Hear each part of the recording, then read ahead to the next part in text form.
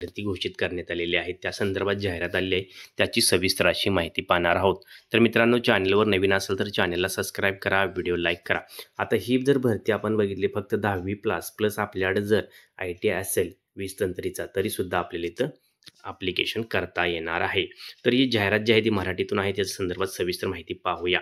औद्योगिक प्रशिक्षण संस्थेतून 20 तंत्री हा ITI उत्तीर्ण केलेल्या उमेदवाराकडून 2023-24 करता इथं अर्ज मागवण्यात येत आहे.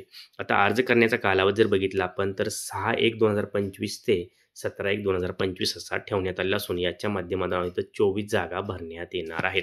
सर्वात प्रथम उमेदवारांना काय करायचं आहे तर या वेबसाईटला जाऊन रजिस्ट्रेशन प्रक्रिया पूर्ण करायची आहे आणि त्यानंतर तो जो अर्ज आहे रजिस्ट्रेशन प्रक्रिया केलेला अर्ज डाउनलोड करायचा आहे आणि तोच अर्ज खाली एक आपल्याला अर्ज दिसणार आहे तो अर्ज आणि हा अर्ज एकत्र मिळून दिलेल्या ॲड्रेसवर पाठवायचा आहे.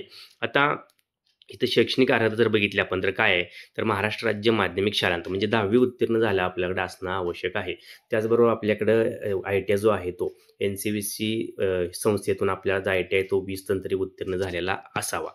आता शैक्षणिक दस्तावेज जर बघितलं तर सर्वात महत्त्वाचे तर शाळा सोडल्याचा दाखला, 10वीचं मार्कशीट प्रमाणपत्र, ITIची 4 सेमिस्टरची गुणपत्रिका, आधार कार्ड, जात प्रमाणपत्र, डोमासील अशी सर्व प्रमाणपत्र आपल्याकडे लागणार. जर EWS असेल तर EWSचं अशी विशेष अशी जी लागणारी कागदपत्रे आहेत ती आपल्यासोबत असणं आवश्यक आहेत. मूळ कागदपत्र स्कॅन करून आपण वर दिलेल्या ऑनलाईन पोर्टलवर सादर करायचे आहेत.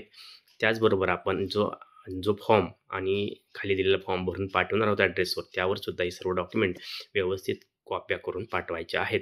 आता वयोमर्यादा जर विचार केला तर 18 ते 38 वर्ष इथं वयोमर्यादा आहे. आरक्षणाच्या नियमानुसार मागासवर्गीयांसाठी 5 वर्षाची इथं सूट ठेवण्यात आलेली आहे.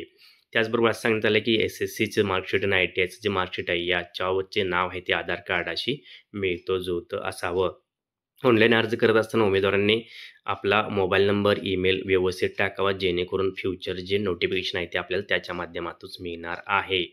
तर त्याचबरोबर मित्रांनो इथं बघा आपल्याला काय सांगता आलेलं आहे की सर्व माहिती जी आहे ते 31/1/2025 रोजी सायंकाळी 6 वाजेपर्यंत कार्यकारी अभियंता यांचे कार्यालय महाराष्ट्र राज्य विद्युत पारेषण कंपनी औउदा संसो विभाग बोईसर खैरफाटा विद्यानगर पोस्ट सरावली तालुका व जिल्हा पालघर 401501 या पत्त्यावर पोस्टाने पाठवा किंवा स्वहस्ताने सुद्धा आपण पाठवू शकता अशी माहिती इथं देण्यात आली आहे.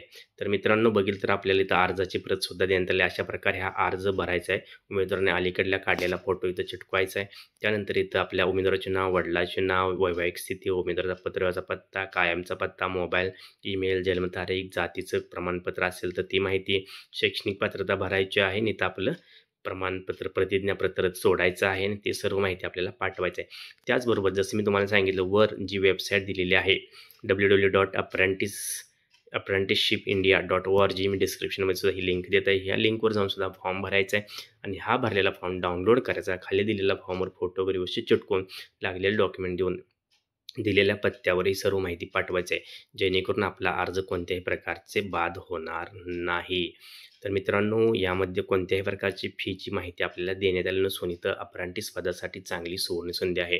कारण आपण बघितलं असेल की बऱ्याच संस्थेत किंवा बऱ्याच ज्या जाहिरात नोटिफिकेशन येतात त्यामध्ये अप्रेंटिस केलेल्या उमेदवारांना इथं राखीव जागा ठेवलेल्या असतात आणि यामधून आपण कसं होणार आहे आपल्याला महापारेषणमध्ये कामाचा अनुभव त्याचबरोबर पेमेंटसुद्धा मिळणार आहे. त्याच नॉलेजचा वापर करून आपण इन फ्युचरमध्ये चांगला जॉब सिक्युअर करू शकणार आहात.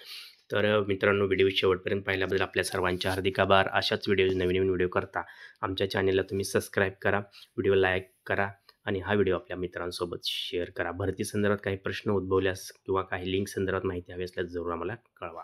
जय हिंद, जय महाराष्ट्र.